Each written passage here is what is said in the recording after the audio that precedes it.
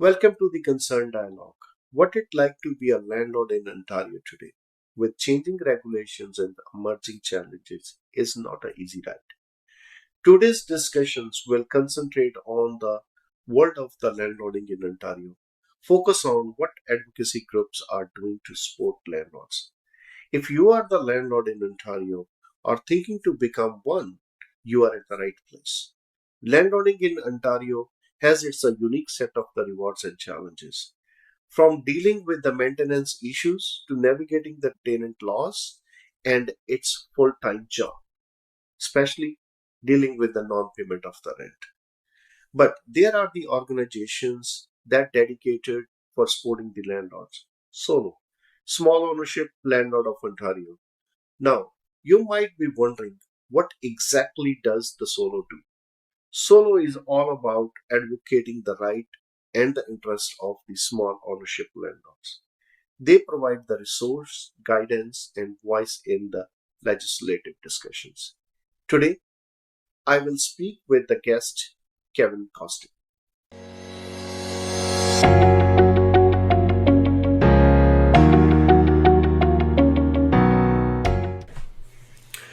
Oh, welcome, Kevin, to joining me for the today's discussion. Thank you. Thanks for having Uh, you, being as a director at Solo, I would like to kick off our discussions. If you can shed some light on for our audience, so that they will follow along with that discussion. So, what the Solo is, and how it is helping landlords. Right. So Solo is primarily focused on small landlords. It's small Ontario landlords is what our focus is primarily, and we generally focus on that mission to a specific degree. So we have a phone line that has been set up since we started, and that phone line goes directly to a board member, and landlords call in often in distress, and they need help, and so we directly help landlords that way. We often will give them advice, in not legal advice per se, but we give them advice in terms of experiences. We're directly. Sometimes we even go out and directly help landlords on site. So I've been to certain cases of evictions. I've been to certain cases where there have been tense situations with landlords and tenants, and I do what I can to mediate the dispute. So we directly help small landlords, and that's the primary mission. And we branch out in a lot of different directions, but that mission sort of informs everything that we do. And so that's really Solo in a nutshell. And you know, we've grown into other things that we'll discuss, of course. But that's mainly Solo and what we do. Yeah. So, I mean, let to be clear that Solo is the advocacy group on the landlording in Ontario, and that is listening to the landlord's problem. If anybody has any issue, they can call Solo, and we're uh, like the Solo is not giving any legal services to the landlord. It is the advocacy group and who will from the experience with the different landlords has went through and the different incidents has happened, and we are shedding uh, light on the specific one, so and giving some direction how the landlord has to take that. Is that my correct take home away from this the answer that you mentioned? Right, and sometimes we'll see a landlord that needs a paralegal, for example, and we'll direct them to good paralegals that we know. Sometimes we'll see Okay. a landlord that needs a certain type of education. We'll direct them to educational resources that again we'll talk about. I'm sure we'll bring it up later here. But Hmm. often other times it's just the landlord needs to vent about how he or she is disappointed in the LTB, for example. Hmm. So we provide a great deal of resources for that, and our spaces for landlords communicating with each other has grown over time as well. So we're all about the mission of supporting small landlords in any way that's possible, and it goes all the way up to lobbying, but it starts at the basic level of direct communication, and we often directly communicate with landlords and help them in any way we can. That's really the core mission, right? Mm, So, that's great. Could you tell me a bit more of your experience as the housing provider and what led to be become a solo board member? well, yeah, right. So, I was generally a reluctant landlord. I was in a situation where I lived in my house for something like 8 years, 9 years, and my family was growing, so I needed to move out into the city. My house is in Oshawa, so it was either a choice of keep the house and rent it out, or or sell it, of course, right? So my choice at the time was to rent the house out, and then my tenant was not a good tenant. He was a very bad tenant. So that experience really informed my view of all that's gone on in the last 2 or 3 years in terms of the LTB, in terms of the Ontario government and municipal governments. But at the same time, it really led me to seek out help. And there were a lot of associations out there. There was Ontario Landlord Watch. There were a couple other ones. I called them, and they generally, wanted money, right? And Yes. so solo was unique because I actually called, and there was a person to talk to, and they didn't ask me for any money. They helped me right away, and so I was very grateful for that help, and it really just led to me wanting to give back, wanting to help in my own way, if there was anything I could do to help. And by trade, I'm an IT person, so I do technology work, right? So yeah, it just really led from there to discussions with the board members, all of the board members, helping out in my own way, mainly IT stuff, and then it just grew and grew into a point where I just suggested, well, what if I became part of the board? Is that even possible? and then and then yes, of course it was possible. And then I found myself working on more and more things. Growing into more of the advocacy side of things and starting to grow into the core mission, and not just being IT related person. So that's really just the story as far as it goes for me. And it's just been a daily, like at Solo, the reality is all of us board members that work in Solo, there is no other people involved. We work directly, and we work generally 7 days a week. It's just sometimes it's a daily grind, and it can be very difficult, but other days it's very rewarding because when you see you're helping people. But it's a daily, everyday thing with all of the things that come up and the problems that happen. So yeah, that's really my story in a nutshell. So, you have already had first-hand experience as a landlord and been through the certain situations, which is a difficult situations. I'm sure you maybe lost some money in this the whole battle as well, and which is a, like usually is a significant money, and I think starting from the 15 to 20, and some people is up to 50,000 as well. So they lost in this the whole battle with different issues, right? We're gonna be the continuing our discussions will touch about these certain points as well. And at the same point I would like to mention as well, when I heard about the solo as a personal experience.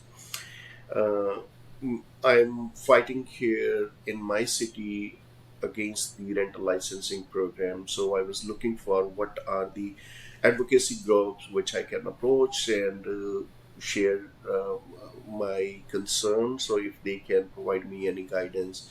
So the Solo as the one of the organization and one more organizations who have only these two organization has responded back to my email within 24 hours. And the good part is that Solo forward that email to all of the members of the Solo members, and I see that it increased my reach.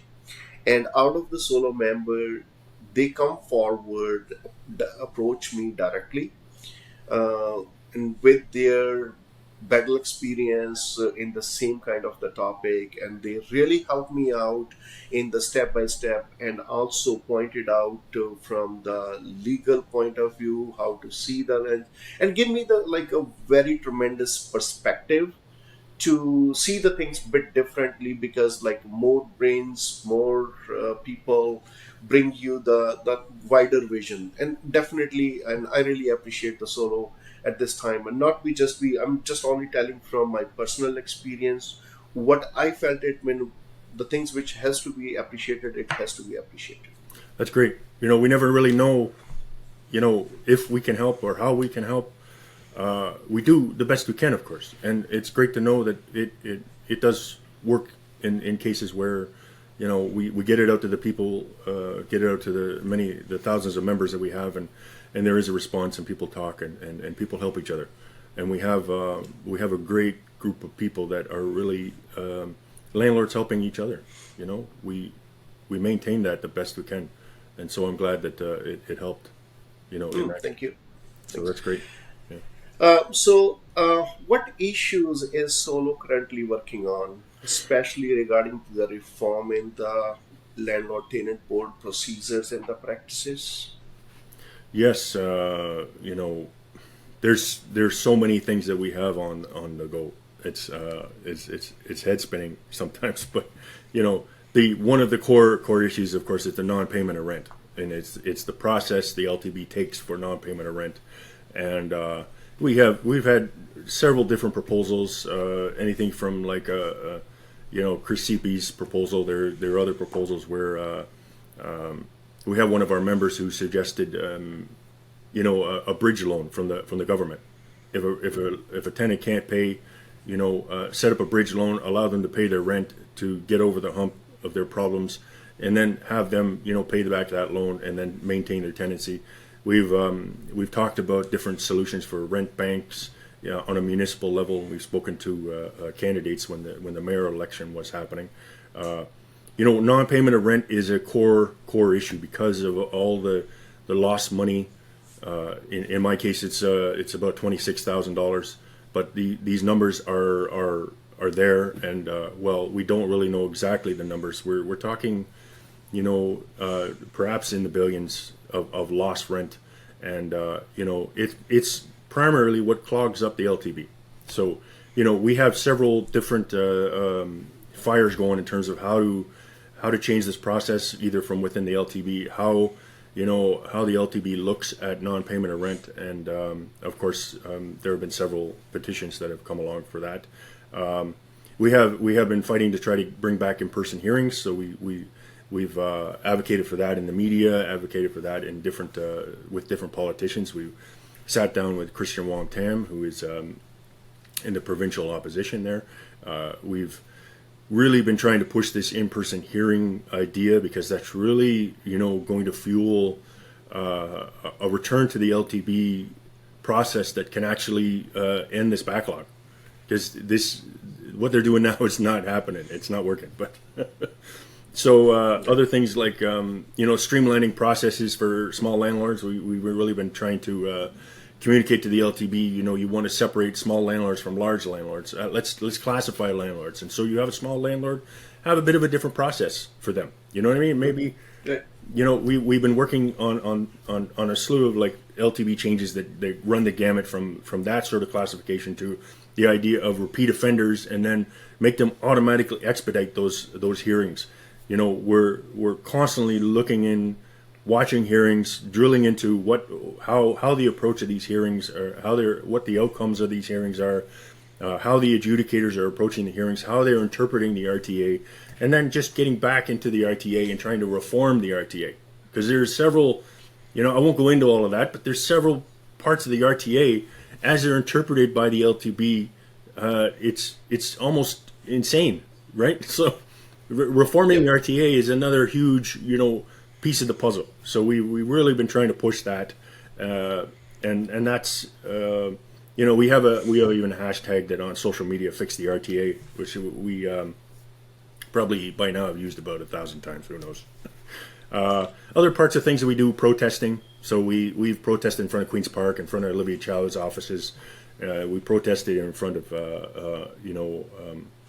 I I wasn't part of the group at the time. We protested for the COVID moratorium. We actually did a protest in front of the LTV offices. So we have, on occasion, we have gone out, boots on the ground, get out in front of the office and protest and get visibility. So, we work on all different like prongs of this thing. We even started a campaign, mail your MPP, email your MPP, which was a mass mailing that was sent out to all of our members, and they had the choice to mail several people in the government a template and say, let's do something, change the system. And of course on a Monday morning, which is key to this, because mail your MP, MPP coming in on Monday morning, or a staffer seeing 1,000 emails is, I'm sure, wonderful. Yeah. So we work on so many different projects, and there are even more on top of that, and that's really the daily life of Solo is just this nonstop effort. That is great. So, I mean, non-payment of the rent is like one of the burning issues, uh, along with the different another city regulations are coming into the pictures as well. But in that, the Chris CP, he calculated, did a great math. It's a $1 billion annually loss projected it in itself in Ontario. That's the amount of the money which we are losing as small landlords when taking the big corporates out. I mean, just as a small landlord perspective, that's the number coming from that calculations. Just to be keep the track of that, the hashtag which we mention is the fix the RTA, right? So That's that the right. hashtag. And in case anybody want to be post LTP reforms related post in the social media, and that hashtag can be used, so that because it will increase the reach across the social media. We also have Uh, fix the LTB. so Fix the fix the LTB. So we use those two on okay, perfect. often. Yeah. Okay, fix the RTA and fix the LTP. Right. Right. That's wonderful. Yeah. So I mean, ministers, politicians, they are always reluctant.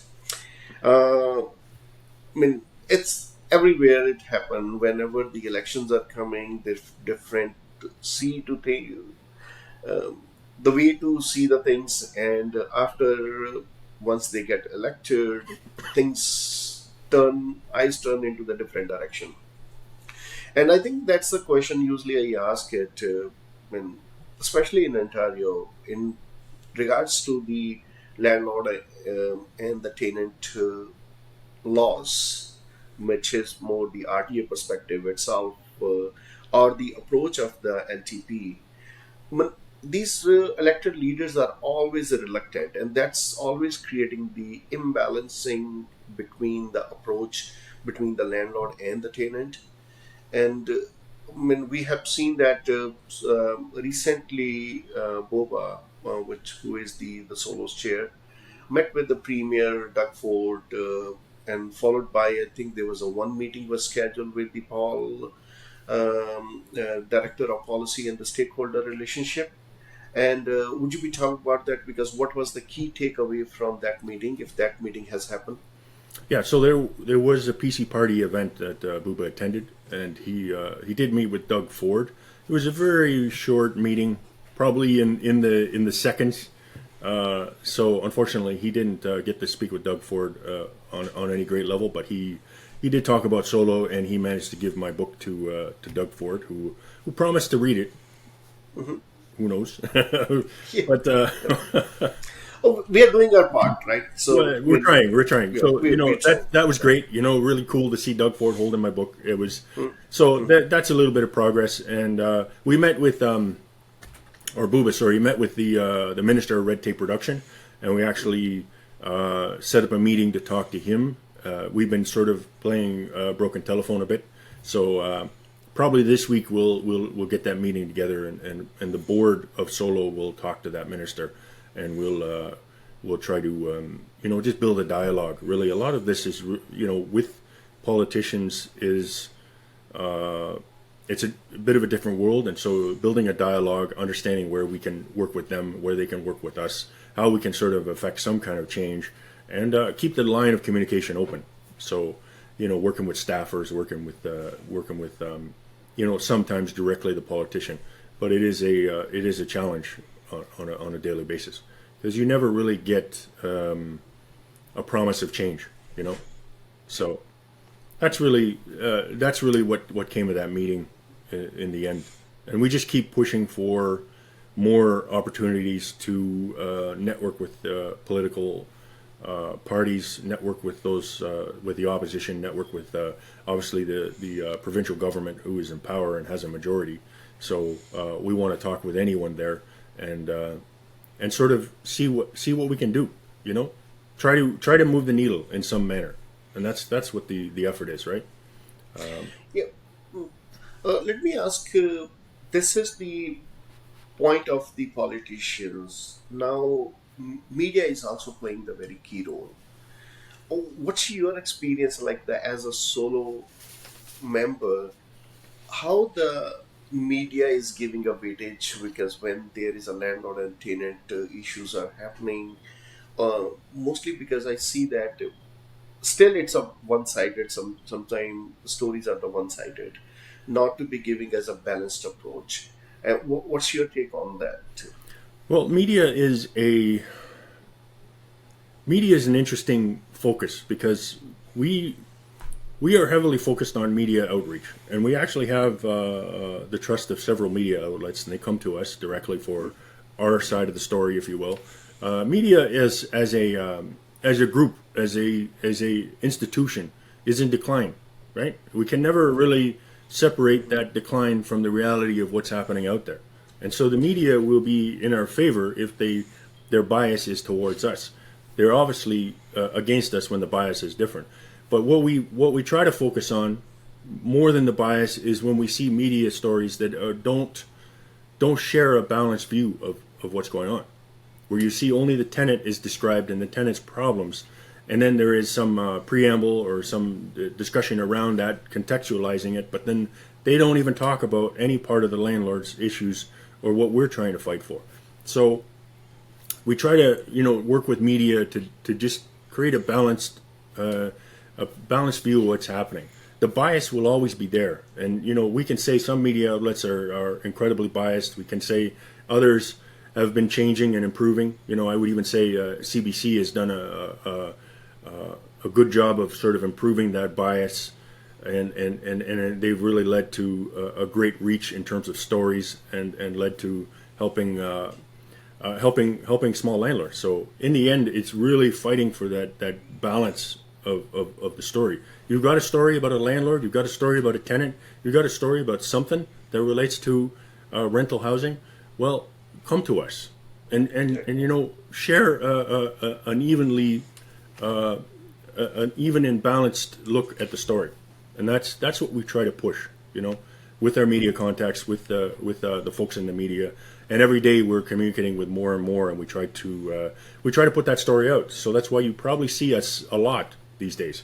If you look to any sort of landlord tenant story, you probably would see a quote from our chair, from Varun, who is a board member, or even more rarely myself. But we try to get out there, right, and share our story. So yeah. So, I mean, why I mentioned that, because media is a key sport. Because if the media, eh, we can go on the media and we can spread our voice, and that is rightly communicated among our elected leaders. So sometimes the things become a much more faster, because as you mentioned that Gova only get the few seconds to be, I mean, with the premier, and of course because there's a multiple uh, agenda, things are on agenda for the such a premier position. So we do understand that, but definitely whenever the media bring, put the balance perspective. I mean, I'm not saying that it should be only in the landlord side. I'm always using a word as a balance. Do not publish any post or write any articles which is predetermined, right? put the fact in front of the public and let the public to make a decision because what they think, right? Not to be, yeah, that's a We want truly, that, right? But sometimes we get cases where they've extensively interviewed us, and then we finally read the article, and you see there's like one line from us, and there's like they spent 20 minutes talking to Acorn or a tenant advocacy group. So the bias shows, and at the same time we're dealing with a very a challenging environment where, let's say, the average person or a lot of people out there just are negative towards landlords, and we want to yeah, change that perception. And sometimes it's just even trying to say something like housing provider versus landlord, because landlord, even the name itself, has a negative connotation. But yeah, that negative bias towards those that provide housing it permeates all across the board, from conversations in coffee shops all the way into the newspaper, right? So yeah, it's a bit of an uphill battle, and we just yeah, try to be scrappy about that. Try to fight our own fight. Try to say, please, just be balanced about this story. You got a story like this, let us talk about it. Let us share our perspective, or at least just share the facts, like you described, and, yeah. and, and let the people decide, right? Exactly. We'll hope for the best because why I mentioned here the media is that because that's a very key factor.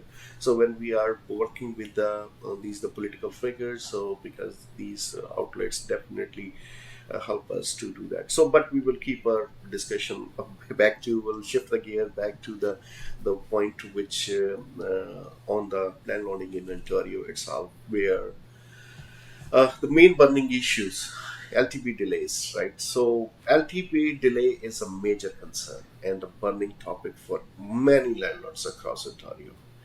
I recently came across a tribunal letter mentioning some changes in the fastening the process. I really haven't seen that as significant. What's your take of that? I mean, there was a one some email has mentioned. Is this a just a eyewash or what's your? I could not find out any significant in that one, but I think that you're mentioning about some fastening stuff. Yeah. So in terms of speeding up the process, the LTB, they they they think they're doing amazing. Let's just point that out. But the LTB sends stakeholder updates. Stakeholders tend to be paralegals or people that use their system, and so they actually try to cater to them, and they send out quarterly updates. They also send out annual updates. The annual update came out, I believe, in November, but media has just picked up on it very recently. It's a bit of a time delay. You know what I mean? So Hmm. with the recent stakeholder update, they describe some efficiencies that they've put into place, and then they include allowing you to upload certain forms. You know what I mean, online. So their perspective is that if everything can be automated through their portal, and you don't have to send any email or paper copies of a particular eviction form, then they've sped up the process.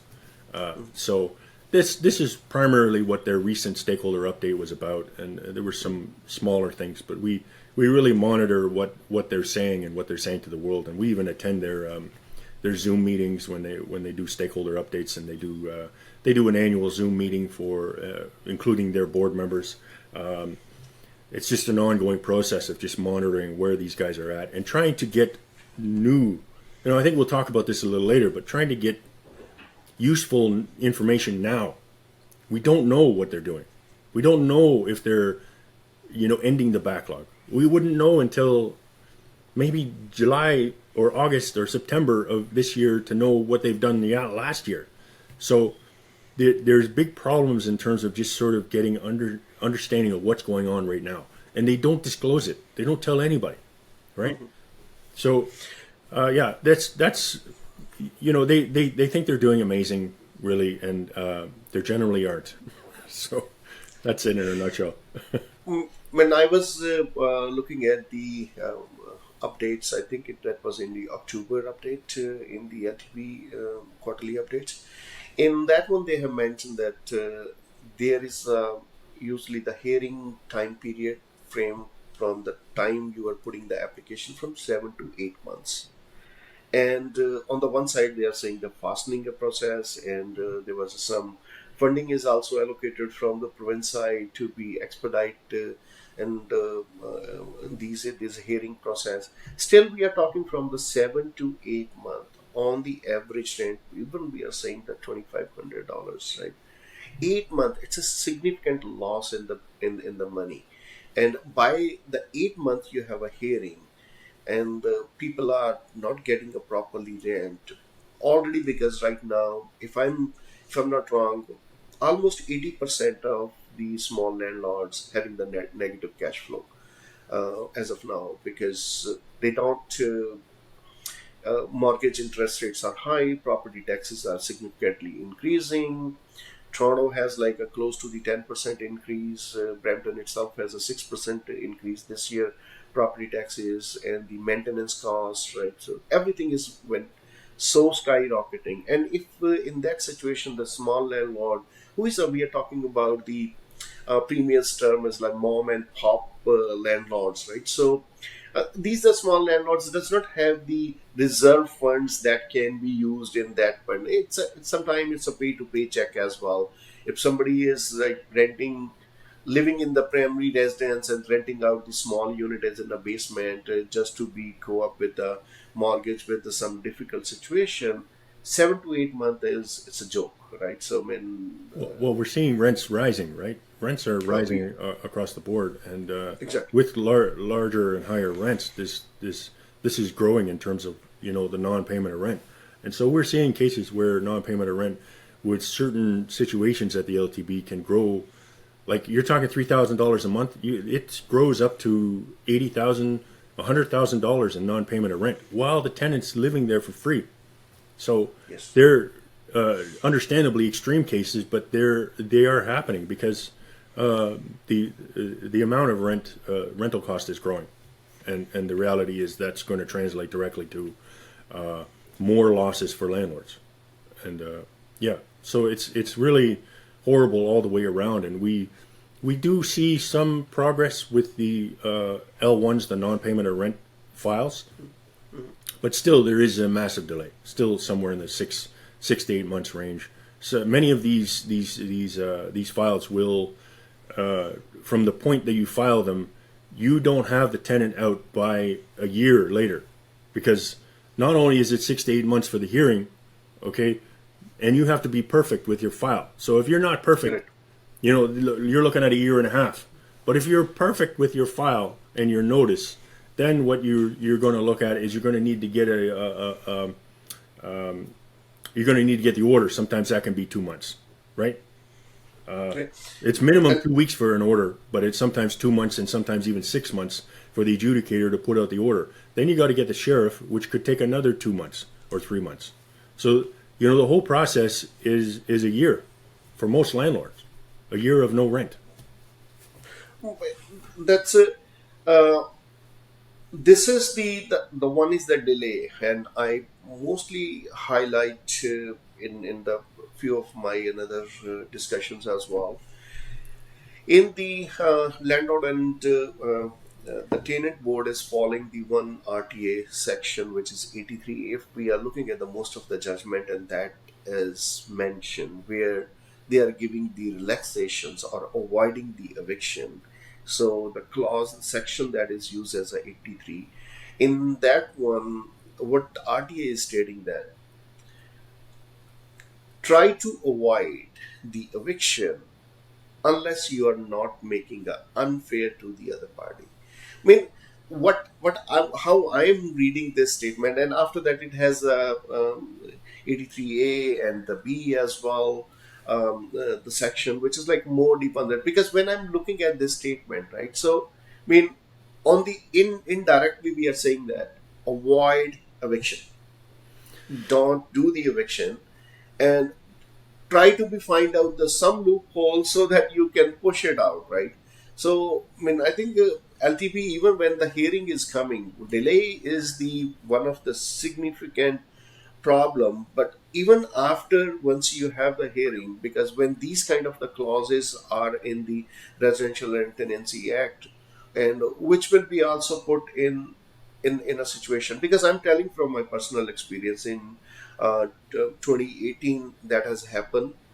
When there was a perfect application, we got the hearing, and when we went to the hearing, the tenant start crying in the tribunal, and that took some, and her son has diseased, and so in accident. So when there is, we indirectly, there was not a point, and there was non-payment of the rent was continued from the, at least I think close to the 4 to 5 month, while we, when I'm talking the 2018.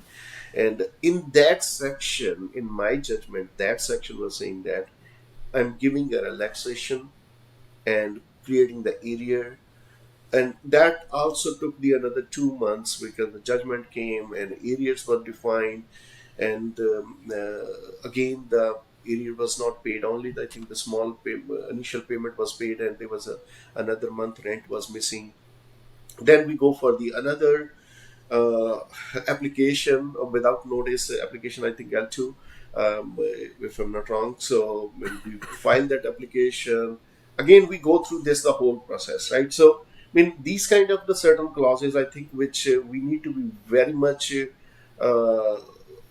advocate to the in the reformment of the RTA, that these kind of the clauses should not be provided, right? I mean, if there is law is like a balanced law. There is, it should be mostly in the black and white, because not to be giving a soft corner on the one side, right? This particular is completely telling that it is a soft corner. That's what my.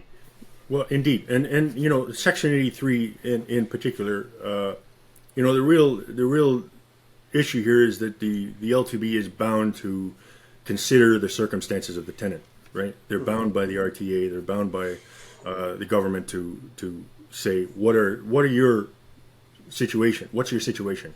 What if I was to order an eviction, what would happen? How would you be able to get out? Would you be able to? They're bound to understand the circumstances of the tenant, and Section 83 allows them to, of course, as you describe, avoid the eviction often. But it puts the onus on the landlord to be a proprietor, and I use the word perfect sometimes, but I think that perfect ideal of being the perfect proprietor and not making any mistakes, and the mistakes could be easily exploited through a clause in the RTA. That is problematic. It is understandable that you want to consider the circumstances of the tenant. Nobody really wants to evict anybody. You want to provide the housing, and you want to get paid for providing the housing. We don't want anybody to leave. And if there was a way to remedy the situation, great.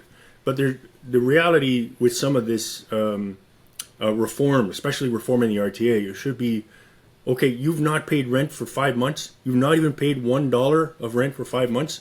You should not be considered for Section 83. You should not be considered. You should not be allowed to stay in this property for any measure, for any clause of the RTA. You should have been, removed within a month. In fact, right? Okay. So there are some cases where, okay, you're trying to evict for an N12, which is personal use, right? Mm-hmm. Perhaps your circumstances have a bearing on the situation, and so that might change the color of the adjudicator's choice and the order that will come later. But for a case of not paying rent, or in my case, my tenant not paying rent for 9 months, what could you possibly say? Really? What, the fridge wasn't cold enough? Like the logic of this, it just falls apart when you're looking at these kind of clauses. And obviously we want to be sensitive to tenants and their challenges, and we want people housed. We want more housing. We want to increase the supply of housing. All of these things that we talk about, it only serve to decrease the quality of housing and decrease the supply of housing. So why not make it work better? Make the bad actors leave, so they know that if they're bad, they're going to leave, not stay there for a year and make a career out of it.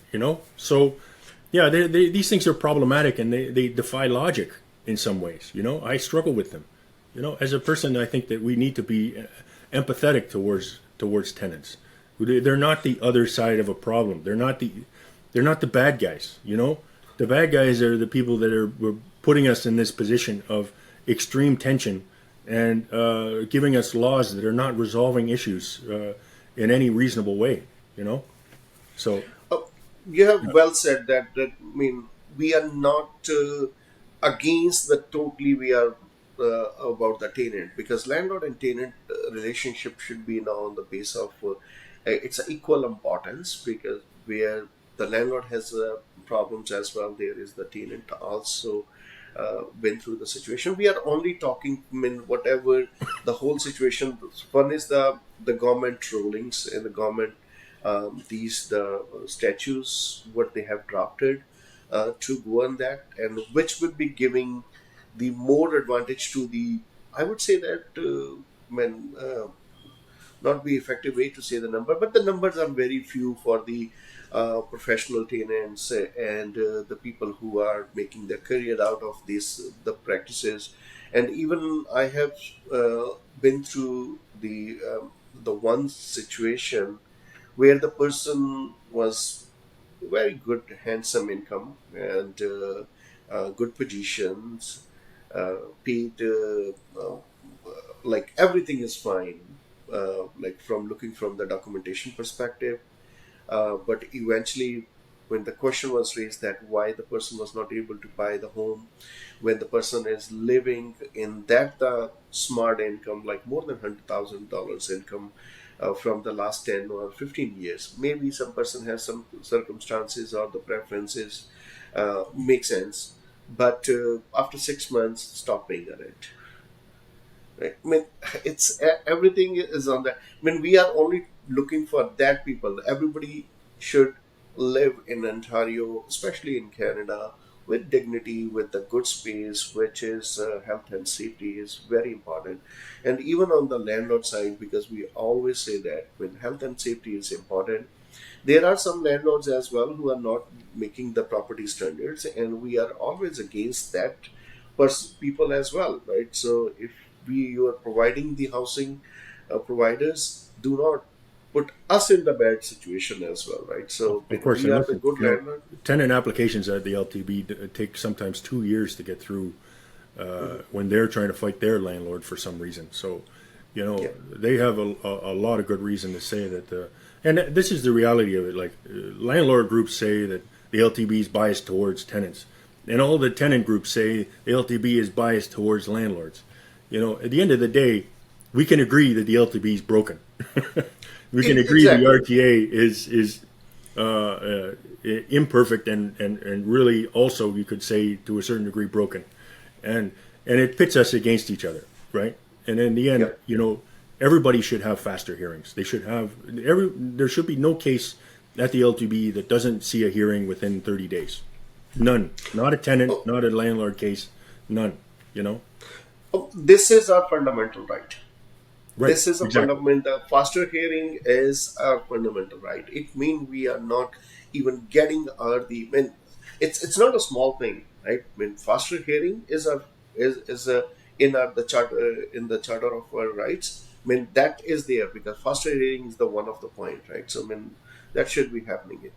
So now we have there are these so many advocacy groups from the landlord side as well.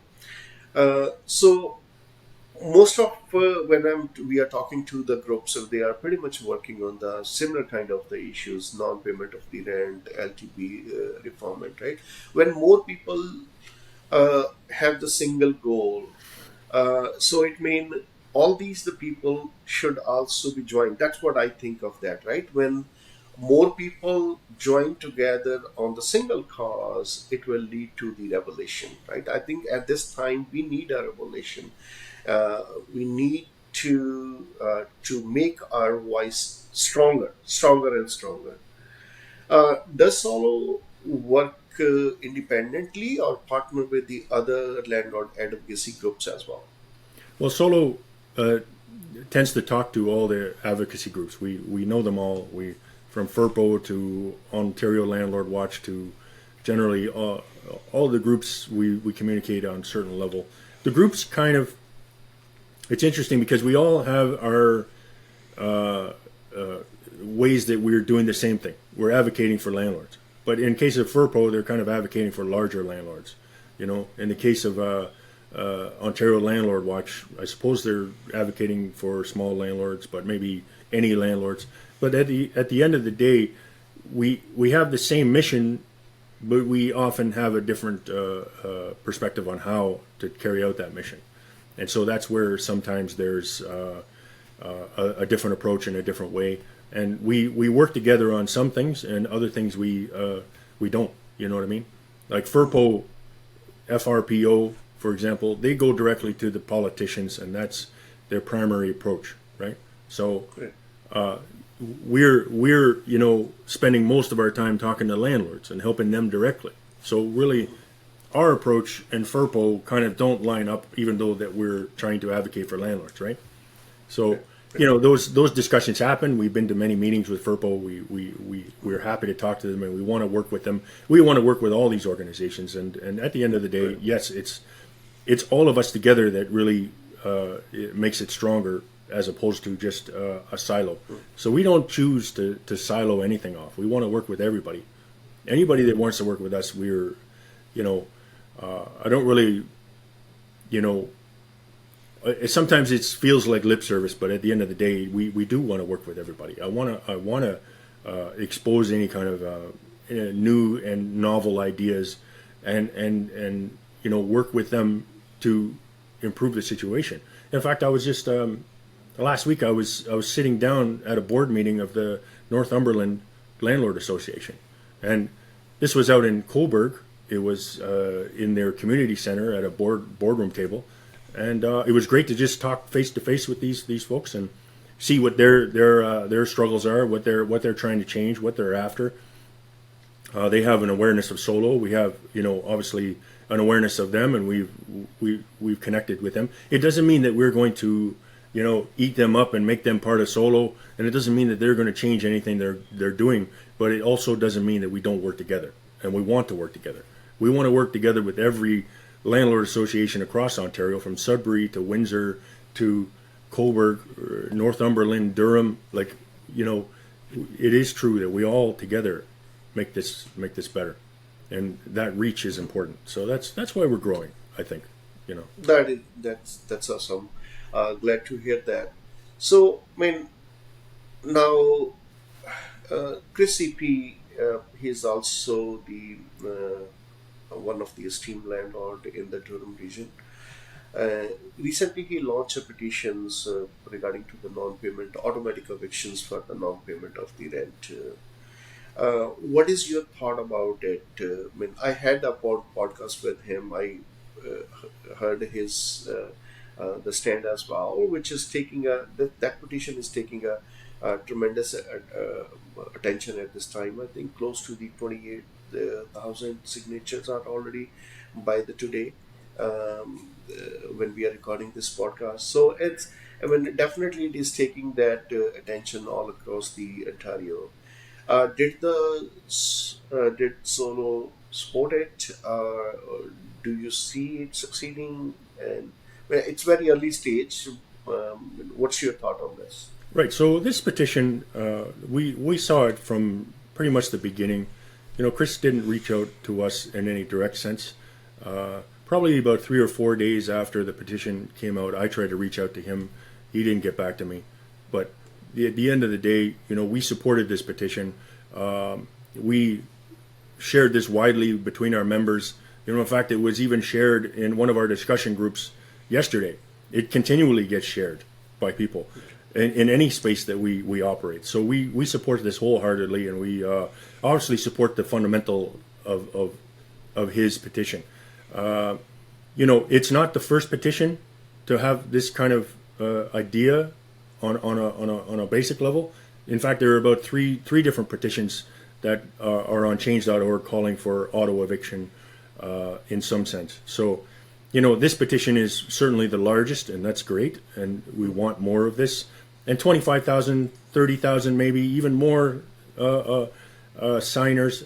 All of the board members of Solo have signed this petition as well, including myself. We wholeheartedly supported this from the get-go. And at the end of the day, some of his ideas are very novel too, including the idea that Vancouver has a structure for automatic evictions in their RT RTA. It's actually the RTA, but the RTB is the LTB cohort for Vancouver and BC. But they have a method of auto evictions for non-payment of rent, and that's a novel idea, an interesting idea that maybe Ontario could copy that, because it's perhaps been vetted in Vancouver. We could use the same here. In fact, the LTB software was software that was designed and used in Vancouver, and Ontario decided to use it in Ontario because it was used in Vancouver. And it was a foolish move, but that's another scandal for another day. But yeah. So these are novel ideas, and it's we want to see that succeed. And of course, also we temper that with the reality that this is a petition. This is on change.org, which is an American company. It is a petition. The Ontario government is under no obligation to either respond to it at any level. There's a million signings. There's no obligation for them to respond or change anything or change the RTA. But, obviously we support the effort to make changes. We want that. So, to suggest otherwise is incorrect. And the reason why it's at 25,000 or perhaps even at 26,000 now is because of, all of the people that have signed it, including all of the solo landlords, right? Yep, yep. No, definitely, because in that petition, when I personally also signed that petition, and we have a WhatsApp group here where we are running a community as well. So in that one, we have like close to the 1,200 people, because two groups in a single community. So pretty much, I think it was very widely spread all across, because the points there are certain is mentioned that because they should not be falsified, and there should be the affidavit from the landlord, whatever that evidences are going to be provided that's truthful. Otherwise, because landlord will be accountable for if that the automatic eviction will be happening, and definitely because there is a reforms are happening, and in this kind of a struggling period, where if it will be not helping only landlord, which I'm thinking of, that it will be also giving the good face to the good tenants as well, right? So Always, yeah. in my podcast, he mentioned that I if that kind of the stuff is there, right? If there is automatic eviction of the non-payment of rent is there, I probably be not be bothered to be looking at the pay stuff, right? This is true, right? So falsifying of the document is also not a hidden story anymore, right? I'm doing Well, as a it's real fraud. So fraud is a criminal code offense, which is a correct. federal offense. So a lot of these challenges, they cross over, excuse me, from federal crimes to RTA, for lack of a better word, crimes. So this is the fraud is in the mix, and it's part of the story. It's a big part of the story, right? And at the end of all of this, what we hope for is a constant pressure on the Ontario government to, number one, notice it, and number two, realize that they have to change something. And all of these things create that pressure, right? We have twice now attempted to work towards a class action lawsuit against the government, right? Those two times have failed, but those two times have had some impact, and there is always a chance that the government is aware that it's happened, and it starts putting that pressure. You can't do this. You can't hide the LTB behind a wall of quasi-judicial tribunal avoidance. You know what I mean? You can't carry on like this. Something has to change, and so all of these pressure points are important and useful. Anywhere from a change.org petition to a CBC article, right? Yep. All of these things, anywhere from open room and the existence of open room, which then leads to a CBC article. Pressure. I'm imagining Doug Ford with like a vice on his head. I can't avoid this anymore. I've got to deal with this Yeah. thing. Right. No, absolutely.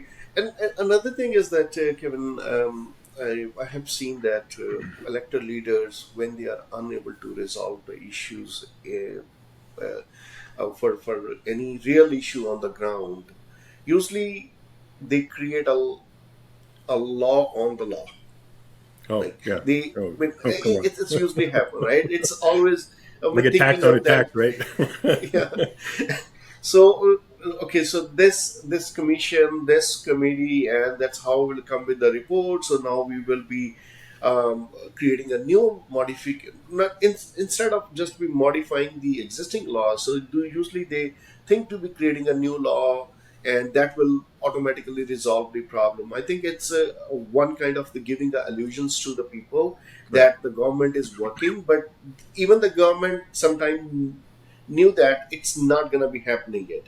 But I think this is the whole the I mean, we are not discouraging the politician at this point, because we are only because they are the critical factor, they are the main decision makers, because we are looking for the fair approaches, how that is happening. Because where I'm going from this point onward, because when we are looking for the lawmaking practices as well, and these days many cities have started or considering to start the rental licensing, Right. where they have the already existing bylaws, building standards are there, building codes are there, fire codes are there. They have existing bylaws in pretty much everything. So now they are going to be scrutinized landlords by this the rental licensing. What's your take on this, the licensing initiative from the cities? Well, you suggested or you mentioned the idea that the bylaws are in place. There, you have bylaw officers employed by the government. You have a structure in place to weed out bad rentals for whatever reason, whether it's not existing, not living up to fire code, not living up to various bylaw codes, and some are extremely extensive. Like if I look at Oshawa's bylaw, it's no human can ingest all of this and keep it in their brain. So their bylaw codes are like down to where a window should be and how big it should be and what on and on and on. You know what I mean? So this is always already in place. So the idea of rental licensing is a bit of a, and I think sometimes the government doesn't realize that we can see this obviously. So it's a bit of an appeasement process to tenant advocates to make them think that it's going to make things safer. But it's also an effort to grow the government because they're going to need to hire more people to do all of these things and enforce it in whatever way they're going to enforce it. Often it doesn't enforce to a level where anyone would expect, but whatever, it's going to grow the government, so then it's going to add more taxpayer cost to just administer this process. And then at the very end of it, it puts the onerous piece on the landlord. So another landlord often has to pay this $1,000 a year to register their property. The landlord has to jump through all these hoops. This onerous piece on the landlord of time and money will go directly into the rent. The very thing that politicians keep saying they want to reduce. Where do you think that money's going to go? You know, like, are people getting into the rental business to lose money? Does anybody get into any business to lose money? Nobody does.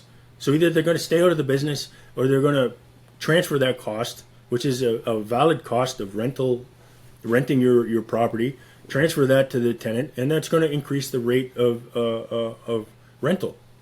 So Yeah. all of these things have cascading effects that are just often, I think the government doesn't realize all of these things in the process. And you see this rolling out in different levels, and they clearly seem to be sort of a process of appeasing tenant advocates. Anywhere from Oshawa's, rental licensing in terms of the anywhere around the schools. So it sort of appeases that contingent of folks that are worried about whether these rentals are safe for students, to other locations like Windsor or London, Hamilton, as we've heard recently. All of these things, like you say, they're laws on top of laws. It just increases the costs for everybody, right? Why not make your bylaw officers work harder? What about Well, that? That's not really exactly. noteworthy, and it's not a great soundbite for the news.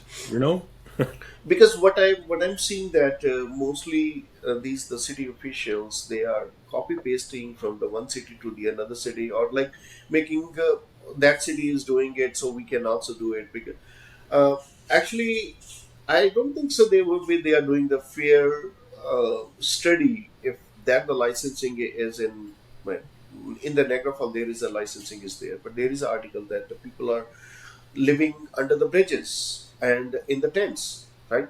So one side we are looking for the build more homes, right? I mean that's a province or the federal initiatives, right? We need to be home housing crisis all over the Canada at this time. Like uh, I think that might be the one of the major topic of the discussions in the upcoming Right, and I think Fed. it's, I think it's intuitive that if you just add more bureaucracy, do you think that's going to add more housing to the market? I think intuitively anyone can figure this out, right? It will be have a direct adverse effect on the rental market. In both Absolutely. cases, the Yeah. less number of houses, I mean, eventually, because landlord will be one time it will be the when I say the happier because the rent will increase, right? Which indirectly or indirectly under the above the guideline AGI above the guideline increase, right? Under the AGI because we can pass on that cost to the tenant, and which personally I don't want it, right? Because I know that everybody is going through the struggling period at this time. As much we can make the things affordable, I think because these kind of the initiative, it's not a also balanced approach. I think this is that has to be rectified, and I think the city officials should be understanding that because if there is a on ground issues, go on a ground and try to resolve it. I mean, as you well mentioned that enforcement. Problem is the enforcement. It's not that we don't have the bylaws into the place. Bylaws are already there, but the problem is we don't have the enough enforcement. Yeah, and when you put certain pressures on the market will respond. Right. Landlords don't only have AGIs, for example, as a way to increase rent. A landlord can increase rent between tenancies. Then they're talking Right. about rent control, right? The Right. landlord can increase a tenancy by just asking the tenant to pay more. If they pay more rent above an AGI for 12 months, that becomes the stated rent on the lease. So there are several ways a landlord can increase the rent by negotiating, by, between tenants. It puts pressure on removing tenants. But the point is that when you artificially push the market in some direction, the market responds. And the government can't stop that. All the government can do is just keep squeezing landlords, right? And if you Yeah. keep squeezing landlords, what is the outcome? The outcome is not good. It's never good. We've seen this in other markets. I think this is just it leads to big problems, and the market Oh always yeah. responds, right? Absolutely, and because in if we are talking in regards to these laws, we sometimes these cities are overstep their boundaries and violate even the human rights guidelines, like human rights codes as well. The similar situation is happening into the Brampton as well, where they are enforcing the maximum for unrelated persons in the rental unit, and also putting this licensing requirement into the certain segment where they are targeting the students, right? Which is, if we are looking to the Ontario Human Rights Commission report and their guidelines, because that's the total breach of that. Uh, how do the landlord in that city fight against these draconian approach of the city? Is there a way the solo can join in their cause to strengthen the protest and increase the reach? Yes, of course there is. I would ask you though: is overcrowding a problem in Brampton? What's your take on that? So here is the thing. So yes, overcrowding wherever the students are living because students need affordable housing. The rents are increased, and there are the only small percentage of the landlord who is doing the roaming rental, but most of the people which we know and where we are fighting, and we see that mostly the landlords are complaining that because they are renting out to the x number of the people, n number of the people, but after the 2 or 3 weeks they see the more cars park over there, and they don't ask the consent from the landlord, and they start subletting, they start sharing the room with them. but they are coming with like only the two people or three people will be living, but eventually you will find out there is four or five people are living. Because in Brampton, uh, especially from the international students, and they are working in Brampton, living in Brampton, but their colleges are in the all across the Ontario.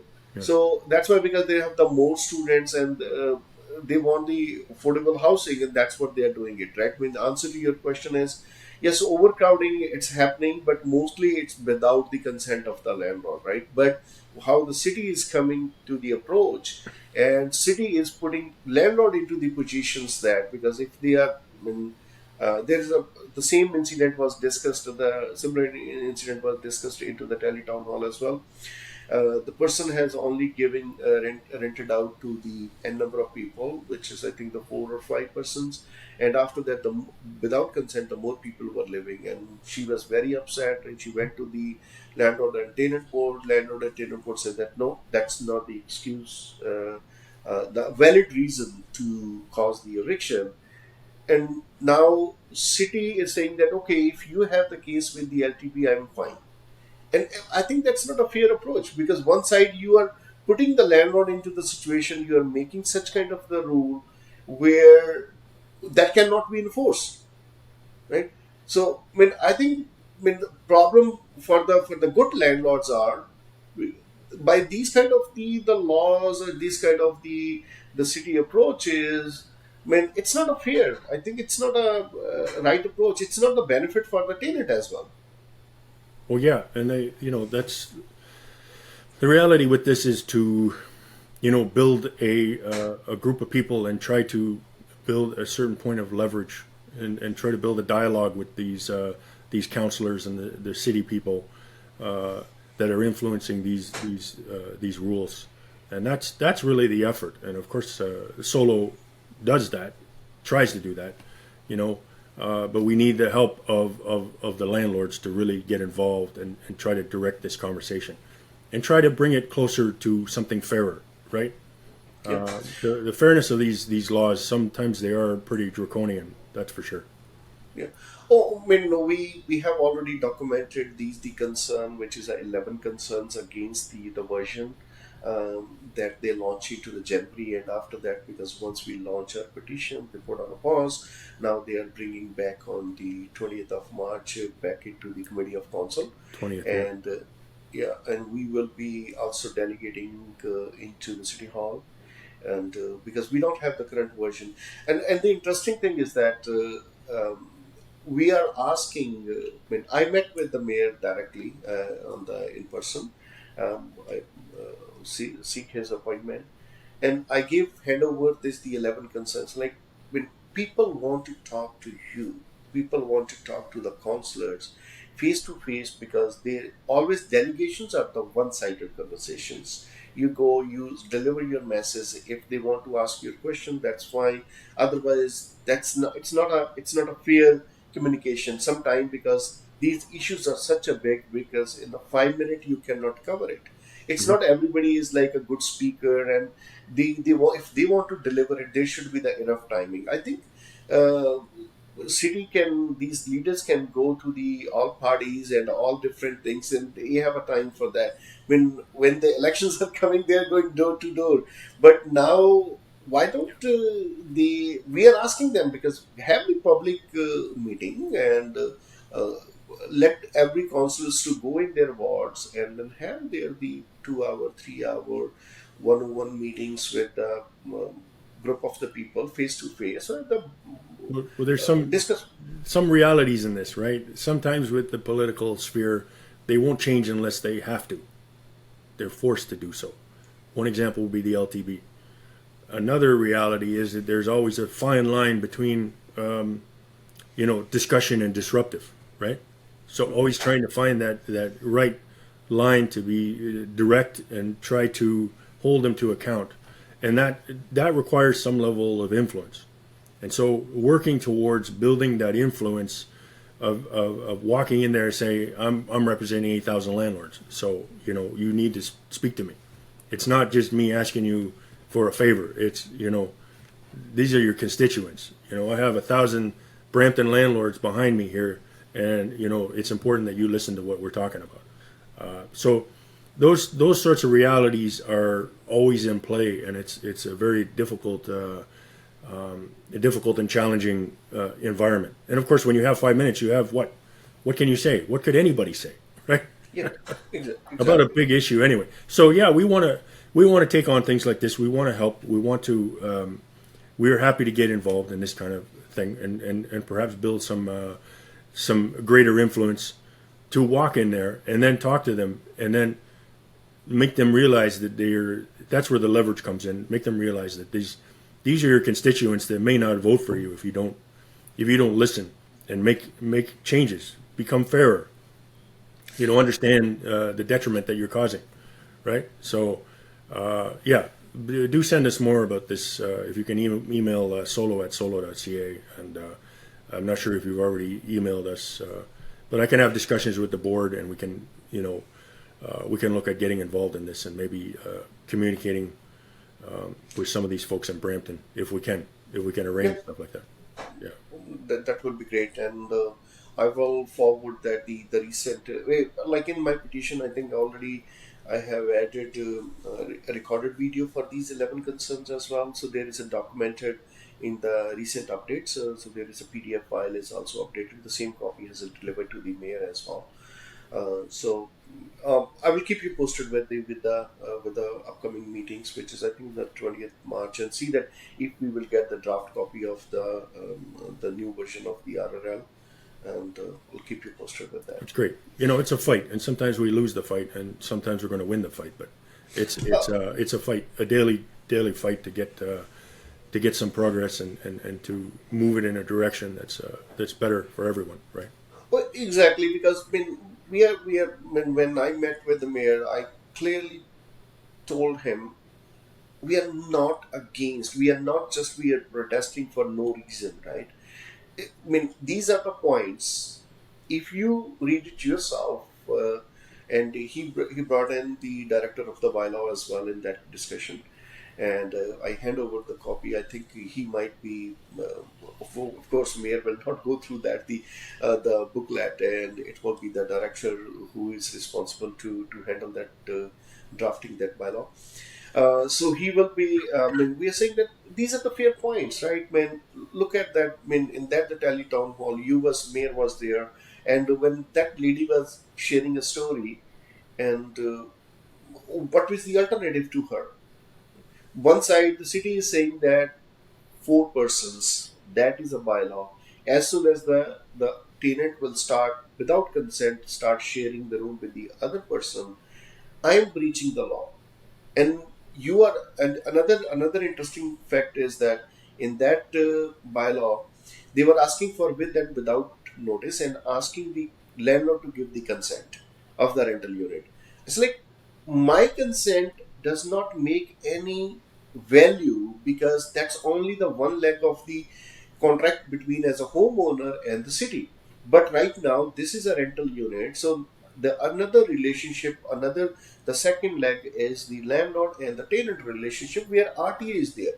RTA does not give you the permissions to come without notice. Even a landlord cannot come without 24-hour notice, minimum as a 24-hour notice. So if I'm giving a consent and you will be trying to be enforced under my consent, what the value of my consent? Because if the tenant want to refuse it. What will happen? And we will give a ticket to the landlord. That's not a fair, right? Why the landlord is giving a consent, landlord allow you to be, and he can schedule that appointment, because if you are coming without notice, because landlord consent has no value at all. Right. Okay? So I think because these are the certain things, but definitely we will go into the detailed discussions. So when I think will shift our gear back to the solos working again. So these the I think you mentioned that Solo is also having these the meetings with the other advocacy groups as well, and where they are aligned on these the common. causes, common approaches, and so that the increase the strengthen the protest and also increase the effectiveness. And sometimes because we avoid the redundant actions as well. If somebody is already taking it, so maybe avoid that kind of. So is that any like set schedules like a monthly or the quarterly we have, or it's only ad hoc basis? It's generally ad hoc basis, but we're always looking at options to connect with other groups and then work with what they're doing or avoid what they're doing. We don't want to duplicate their efforts if they're doing something great. There is also something coming down the line. I can't say right now, but that might be a nice thing of an idea of working together with other groups. So we're always looking at ways to align with other groups and work with them. And there is even in the past been discussions about opening branches of solo in different parts of the province, even outside of the province. So we're always talking about how can we work together and how can we gain the kind of leverage you need to represent all small landlords. Within our purview of small landlords, obviously that's where we focus. So some associations go across the board with all landlords. Some are larger landlords. So, but we'll work with anybody. Really, it's not. Okay. There should not be a limit to that, and we don't have any limits in terms of who would we work with. There could be an association being built right now, ready to work with solo. Yeah. That's great. Doesn't the solo maintain any delinquent tenant registry as well? Well, of course that's illegal, so we don't, and we never will. That's not. Okay. It's not a legal thing to do, and we don't encourage that. Of course, that topic comes up every once in a while in discussions between solo landlords, and the reality is that we don't need to, to Right. screen a tenant. You don't need to find a bad tenant list. We Right. don't. Associations don't need to do illegal things, Right. and landlords only need to go to openroom.ca to see orders. You can do a really great screening process without the need for this bad tenant list. So Correct. not only is it legal, and not only do we not do it, it's really Okay. it's not even something anybody really needs. So Yeah. it's I a agree. needless attack on people for what. You know what I mean? If you've been bad and you've not paid rent and you have an order against you, the landlord should do his due diligence and find that, and then make his Right. choice based on what he knows, and he will find it because these are public records, right? Mhm. Or Right. or she, of course. Yeah. Oh, wow. No, that's great. No, I think, I completely agree with that because there are some I think in the legal or the illegal way because the people are maintaining some list. I think we should be refrained to do that. We always Then hear it's about it. We don't know all the people that do this, but the general problem with doing this type of stuff is that if you make a list of people, it's immediately it's stale, right? right, And how right. would you tell Joe Smith from like how would you know that Joe Smith on a list is Joe Smith? Like Yeah. they're often these lists when you see them, they're just random names that you can't tell from a name who that person was, you know? No, I never personally came across with this one because I heard about these things because I never look at it that way because whenever I'm personally renting out the unit, I do my own screening process. Exactly because we are not dependent on these. When how legitimate that one is because when there is no base, and when, I don't know because how much we can rely on these kind of the list are. We would love to make a scenario where a landlord who is screening his tenants has 100%, guarantee that this tenant won't be bad, but we can't do that. It's not. Oh, we can do the best due diligence, right? When the circumstances can change anytime as well. Right. And that's why they call the professional tenants, because when they Oh, approach, yes. they are Professional more. because they're professional. Yeah. Yeah. So, as we are going reach to the end of our discussion, I must not forget to ask about your book, From Rent to Ruin. Right. You wrote and published. How's your experience with these, the professional tenant, and uh, can you tell me about? Thank you Right. Yeah. about this book. So my tenant, uh, who who gave me fraudulent documents, and I wasn't. I was too foolish not to know better. So that's where it all started, and he got more abusive as he went. There were fires. He caused damages to the tune of maybe $10,000. The abusive rhetoric continued. There was even an assault situation, and ultimately this led to him and his son burning down my house. Right. So the road towards this and the road of dealing with the LTV, the politicians that I came across on that process, dealing with police officers, dealing with the whole system that props up this tenant. This is all described in the book in terms of my experience, and from start to finish, it took me a year and a half to get him out of the house. And in fact, from the day of the house being burned down on January 28th, I did not technically get possession of my property until April 15th. So imagine that. I have a house that's destroyed, and I still don't have possession of my house for almost 8 months. And that's the reality of the system we're in here. It just it's a level of absurdity that goes like in so many directions. So I thought this story was worthy of getting down a paper, and I'd gathered a great deal of evidence, and I thought this could be a good book. And so I set out to write out the story, and have it of course edited, and had a lawyer vet the book, and ultimately publishing it just to try to tell the story of how this stuff can really go wrong for us landlords.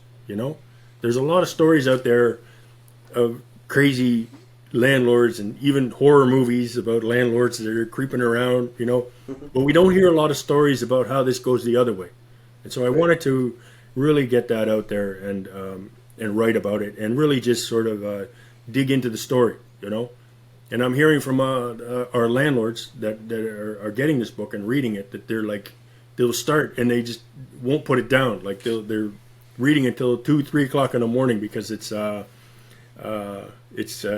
twisted form of entertainment, maybe. No, But yeah, definitely. yeah. As I will get a chance as well. So, but So definitely, I hopefully I can get you the book, and you can see for yourself. And the sure. book is From Rent to Ruin. Yeah. You can find it on solo.ca. You can find it on Amazon. Just search for From Rent to Ruin. And yeah, it's just another part of the work that we're doing at Solo. It's just to really push the limits of what advocacy is all about. You know what I mean?